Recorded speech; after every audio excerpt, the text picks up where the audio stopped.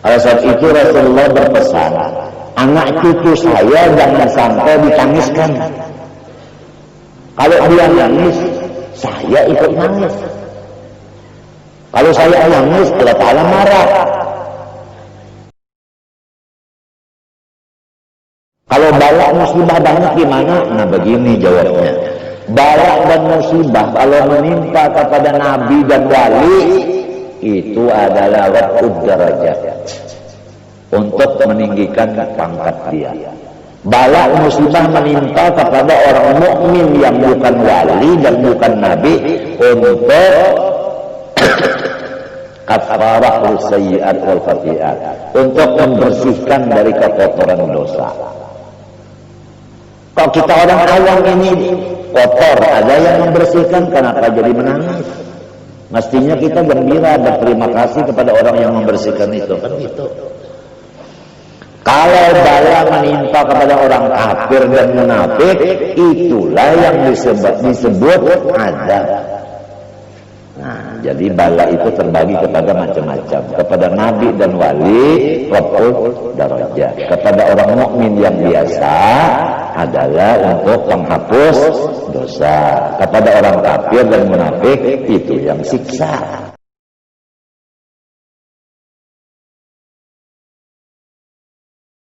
Imam Ghazali membuat lagi di dalam kitab Ihya dengan dasar yang kuat. Hidup di alam dunia ini tujuan dua. Pertama, tidak boleh sakit hati. Ngerti semua? Nggak boleh sakit hati, nggak boleh sedih. Itu pertama itu. Siapa aja. Ini ada orang Betawi. Siapa aja. Nggak boleh sakit hati, harus gembira terus. Satu. Yang kedua, sibuk dengan ibadah.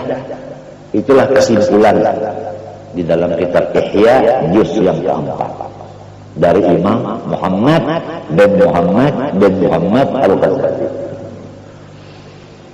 Jelas sudah? Jelas. Kalau ada yang belum jelas, mungkin kelaparan gitu lah.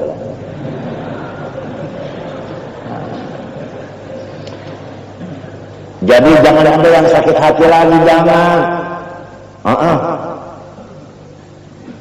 Jangan ada yang sakit hati. Gembira terus, syukur terus. Masa orang baca alhamdulillah 17 kali sehari semalaman, alhamdulillah dibaca tapi enggak dihayati, katanya orang sekarang dihayati. Kalau orang baca alhamdulillah, artinya saya senantiasa alhamdulillah, berarti saya senantiasa gembira, kan gitu kan? Begitu kan? Kan begitu kan?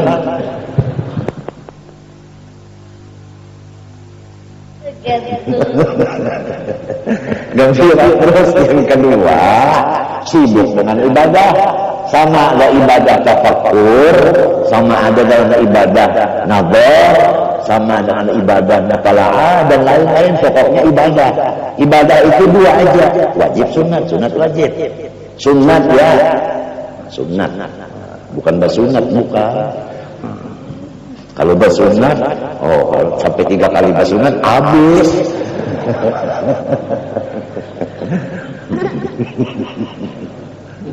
Ketawa Muhammad, amin.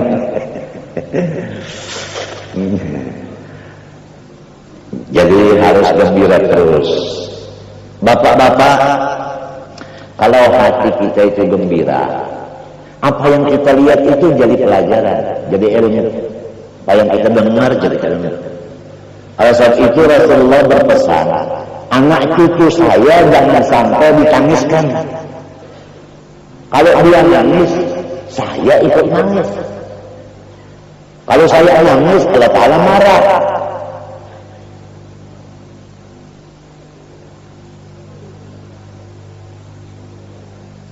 Nah ini, ya mudah-mudahan nih Muhammad Amin nih dengan Habibnya Ahmad Hafiz itu jangan ada yang menangiskan. Kalau ada yang menangiskan, menangis. Kalau dia nangis, otaknya itu begini, tertutup. Jadi tidak masuk pelajaran. Setengah mati gajari kada mau paham. Ujar orang Banjar pan badar.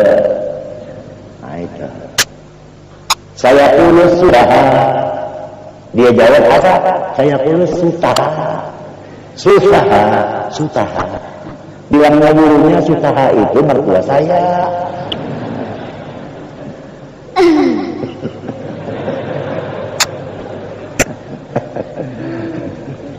Tapi kalau ini anak ini suka gembira, otaknya itu terbuka, cepat menerima pelajaran.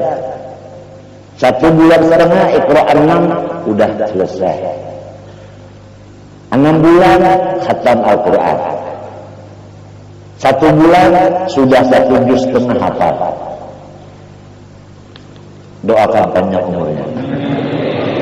Ini akibat daripada jarang sedih, jarang nangis, senang terus. Ibunya juga begitu, jarang nangis, senang terus. Ya paling 2 kali nangis waktu melahirkan. Saya bilang nangisnya 2 kali, tapi senangnya berapa kali dong? Yang penting rasanya, Bung. Emangnya di bulan ada coklat.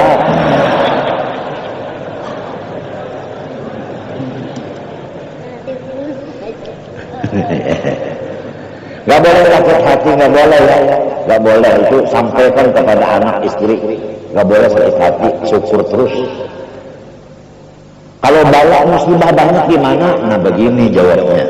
Bala dan musibah kalau menimpa kepada nabi dan wali, itu adalah raf'ud darajat, untuk meninggikan pangkat dia. Bala musibah menimpa kepada orang mukmin yang bukan wali dan bukan nabi untuk kafarah sayyi'at wal khati'at, untuk membersihkan dari kekotoran dosa. Kalau kita orang awam ini kotor, ada yang membersihkan, kenapa jadi menangis? Mestinya kita gembira dan terima kasih kepada orang yang membersihkan itu, kan itu. Kalau bala menimpa kepada orang kafir dan munafik, itulah yang disebut azab. Nah, jadi bala itu terbagi kepada macam-macam. Kepada nabi dan wali, raf'ud darajat. Kepada orang mukmin yang biasa adalah untuk menghapus dosa. Kepada orang kafir dan munafik itu yang siksa. Jadi orang yang beriman tidak perlu sedih. Kemudian kalau sudah sedih itu sudah bisa diatasi dengan gembira, sesuai dengan kata alhamdulillah 17 kali waktu sholat. Kita tinggal lagi mengisi waktu supaya sibuk dengan ibadah tadi, yang wajib, yang sunnah. Sampai tidur pun kita niatkan karena ibadah juga. Karena mata kita kalau tidak dibuat tidur, nantinya kan kepala kita sakit. Kalau kepala sakit, ya segala-galanya nggak enak lagi. Jadi menjaga kesehatan juga namanya itu ibadah. Terakhir, Syekh Saman Al-Madani ini kuburannya di Baqi'il Gharqad, berdampingan dengan kubur segala istri Rasulullah sallallahu alaihi wasallam. Mudah-mudahan kita semua dimasukkan oleh Allah Subhanahu wa taala di dalam rombongan orang-orang yang cinta kepada orang saleh, sehingga kita akan dikumpulkan Allah bersama-sama mereka. Amin Allahumma amin. Dan kita mengambil tabarruk, yaitu membaca qasidah yang berhubungan dengan puji-pujian terhadap Syekhina Syekh Saman. Karena madhus syuyukh min aqrabil qurubat. Wa kadzalika madhur rasul. Itu dalam kitab Syarah Hikam disebutkan memuji guru itu adalah jalan yang paling hampir untuk mendekatkan diri kepada Allah. Demikian memuji Rasulullah. Ya Syekhana ya Saman.